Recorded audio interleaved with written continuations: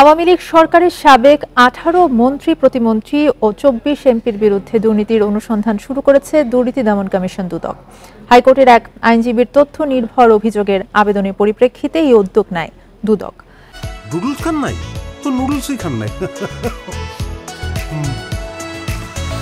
সাবেক মন্ত্রী আনিসুল হক, দীপুমণি, তাজুল ইসলাম, খালিদ মাহমুদ চৌধুরী, গোলাম দস্তগীর গাজী, টিপু মুন্সি সহ আওয়ামী লীগের অর্ধশত মন্ত্রী প্রতিমন্ত্রী এমপির বিরুদ্ধে অবৈধ সম্পদ অর্জনের তথ্য রয়েছে আইনজীবীর আবেদনে।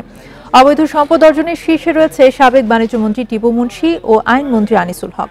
সাংসদদের মধ্যে রয়েছেন যশোর 1 আসনের শেখ আফিল উদ্দিন, রাজশাহী 4 আসনের এনামুল হক, পিরোজপুরের আনোয়ার হোসেন ও মাদারীপুরের নূরে আলম চৌধুরী। অনুসন্ধান করে অবৈধ সম্পদের তথ্যের সত্যতা পেলে অভিযুক্তদের বিরুদ্ধে মামলা করা হবে বলে জানিয়েছেন দুদকের কর্মকর্তারা।